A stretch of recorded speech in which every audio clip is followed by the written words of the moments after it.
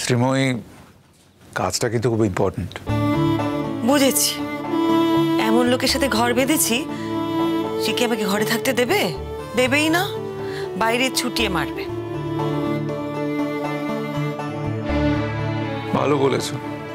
আচ্ছা, কাজের কথা বলতে মনে পড়ে গেল, আমার কিছু কাজ আছে, তুমি বিশ্রাম নাও, আমি কাজটা সেরে আসি। তোমার এখন কি কাজ? ওই সবাইকে একবার করে ফোন করে ফাইনাল রিমাইন্ডার দেবো। তুমি তো বলেছো সবাইকে, আগেই তো বলেছো। বলেছি, কিন্তু তবুও ফাইনাল একবার বলি, কারণ অনেক জায়গায় তো আমি নিজে যেতে পারিনি শরীরের জন্য। এবার বলে দিই কালকে আসার জন্য। আচ্ছা, তুমি তোমার বন্ধুদের বলেছো তো?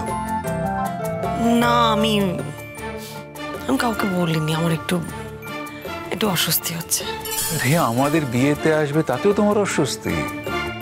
একদমই তা নয় রোহিত, আমি শুধু ভাবছি যে বলা তো যায় না, মানে কেউ যদি এসে কোনো নেগেটিভ কথা বলে তাহলে আমি না ওটা মেনে নিতে পারবো না, সেজন্য আমি কাউকে বলিনি।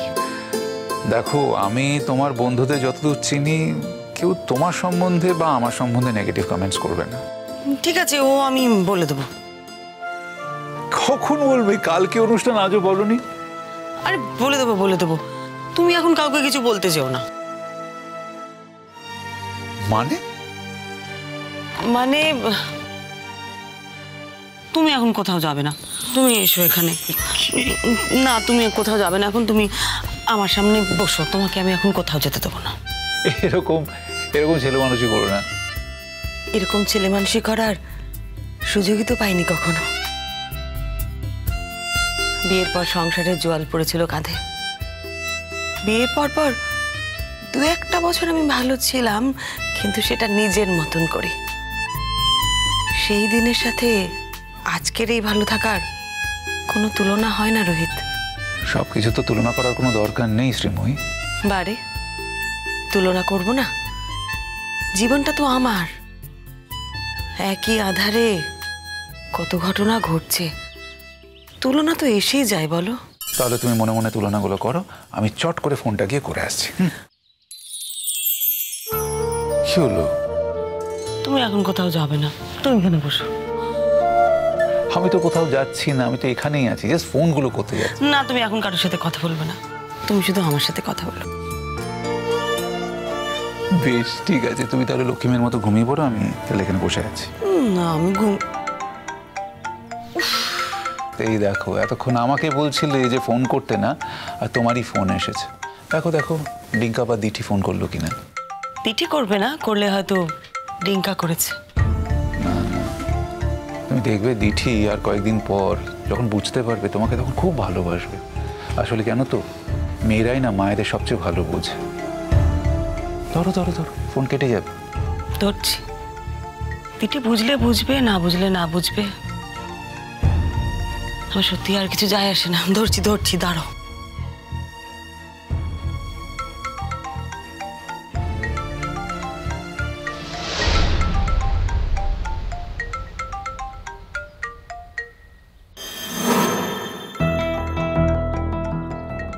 কথা বলো। আমি ফোনটা ধরবো না। ফোনটা যখন উনি করেছেন, কারণে তো করেছেন। ওর সাথে কথা বললেই রোহিত আমার এক্ষুনি মুডটা খারাপ হয়ে যাবে। কিন্তু আরে কোনো দরকারও তো করতে পারে। কোনো দরকার নেই, আমার ওর সাথে কোনো দরকার নেই, আর ওরও আমার সাথে কোনো দরকার থাকতে পারে না। কেন বলছো তুমি কথাটা? শ্রীময়ী, এতগুলো বছর একসাথে সংসার করেছো, 3-3 সন্তানের জনক জননী তোমরা, দরকার তো থাকতেই পারে। দেখো, কোনো প্রয়োজনীয় কারণে ফোন করেছেন হয়তো। না রোহিত, ও আমাকে এখন রক্তাক্ত করবে, আঁচড়াবে, কামড়াবে। ও তো জানে ভালো করে যে কাল আমার জীবনের একটা বিশেষ দিন, ও সেই দিনটাকে নষ্ট করে দিতে চায়। অন্যরকমও তো হতে পারে। আমার জীবনে অন্যরকম কিচ্ছু ঘটবে না ওর ক্ষেত্রে, আমি সেটা ভালো করে জানি। আচ্ছা বেশ, আমি তো আছি না, কথা বল।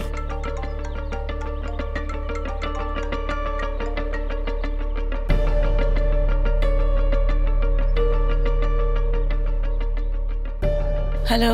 তারপর কালকেই তো সেই মহালগ্ন।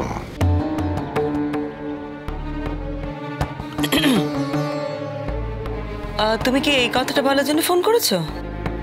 আমার সঙ্গে তুমি ২৬ বছর সংসার করেছো, আবার ৩ ছেলে মেয়ের মা তুমি। এখনো সংসার করার স্বাদ চায়নি, নতুন করে সংসার করতে চলেছো, একেবারে বিয়ে করে বিয়ের বাসর সাজিয়ে। তা কিভাবে বিয়েটা করবে? কি পরবে তুমি? লাল বেনারসি টকটকে, আর মাথায় মুকুট। এনিওয়ে, বিয়ের কিছু বাকি আছে তোমার? থাকছে তো রোহিত সেনের সঙ্গে। অনিন্দ্য সেনগুপ্ত, তোমার যে কথাগুলো বলার অধিকার নেই সেটা তুমি ভুলে গেছো? তাই বুঝি?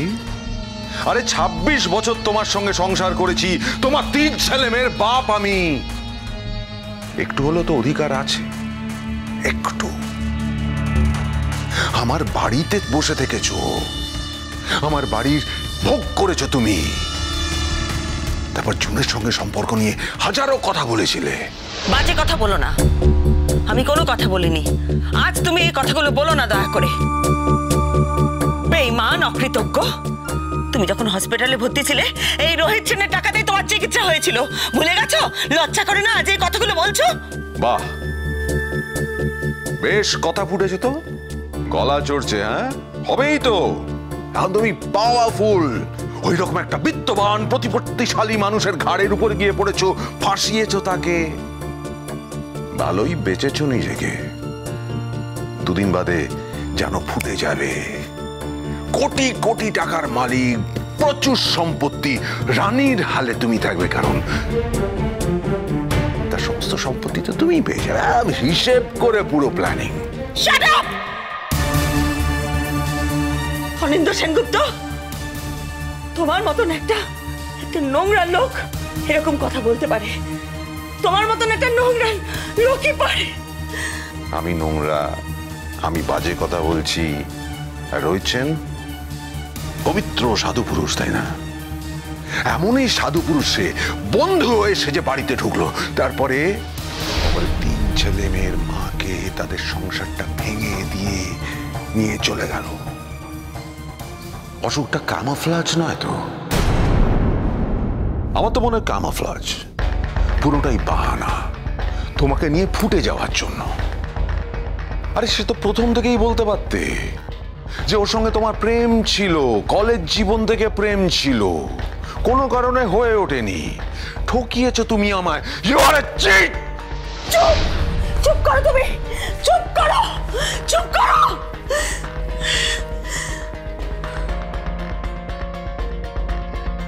অনেকক্ষণ ধরে অনেক কথা বলছেন, বড্ড বেশি কথা বলছেন। গলাটা নিচে নামান এবং যেটা বলছি সেটা কান খুলে শুনুন।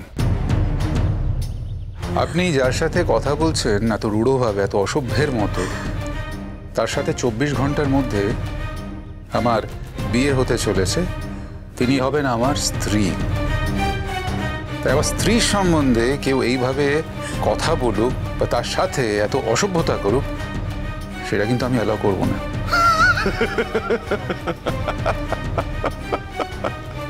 আমার স্ত্রী? খুব ভালো লাগলো শুনতে। খুব হাসির কথা বললাম? অত বেশি হাসবেন না, আপনার হাসি বার করে দিতে আমার 1 মিনিট সময় লাগবে। শুনুন অনিন্দ্য, আপনার সাথে বহুবার আমার ইন্টারঅ্যাকশন হয়েছে। আপনাদের বাড়িতে গেছি, আপনাদের ক্রাইসিসের সময়, বিপদের সময় আপনাদের পাশে দাঁড়াবার চেষ্টা করেছি। না না, তার জন্য আমি কিন্তু কোনো ক্রেডিট নিচ্ছি না। আমার মনে হয়, in fact this is my philosophy, যে মানুষ বিপদে পড়লে মানুষই তার পাশে দাঁড়ায়, কুকুর ছাগল নয়। অবশ্য সে যদি মানুষ হয়। আমি কিন্তু আপনাকে ঘুরিয়ে বলতে পারতাম, এত বড় বড় কথা বলছেন, নিজে কি করেছেন, কিন্তু সেটা বলবো না। অবশ্য টেকনিক্যালি বলতেও পারবো না, কারণ আপনি যেটা করেছিলেন সেটা হলো বিবাহিত থাকা অবস্থায় জুন গুহকে নিয়ে হোটেল রুমে ফষ্টি নষ্টি করতে গিয়েছিলেন, তাই না? এই চিট বললেন না, চিটটা কিন্তু অ্যাকচুয়ালি আপনি তখন শ্রীময়ীকে চিট করেছিলেন। আর শ্রীময়ীর সাথে তো আপনার বহু বছর হলো ডিভোর্স হয়ে গেছে। তাই একজন ডিভোর্স হওয়া মহিলা নতুন করে সংসার শুরু করছে, এটা কি অভিনব? এই প্রথম ঘটছে, নাকি আপনি আগে শোনেননি? কোনটা? গায়ে লাগছে তো, গায়ে লাগছে তো। খুব গায়ে লেগেছে, ফসকা পড়ে যাচ্ছে একেবারে। শুনুন মশাই, আপনাকে বলি, ডিভোর্স করাও জেনেছি, দেখেছি, শুনেছি। নতুন করে বিয়ে করাও দেখেছি, জেনেছি, শুনেছি। কিন্তু 3 ছেলে মেয়ের মা, যার 2 সন্তানের বিয়ে হয়ে গেছে, তিনি নতুন করে বিয়ে করতে চলেছেন, এটাই প্রথম দেখলাম। আগে কখনো দেখিনি, শুনিনি, জানিনি। আমার ছেলে মেয়ে সে যা করে করুক, কিন্তু আমার ছেলে মেয়েদের হেনস্থা করার কোনো অধিকার শ্রীময়ীর ছিল না।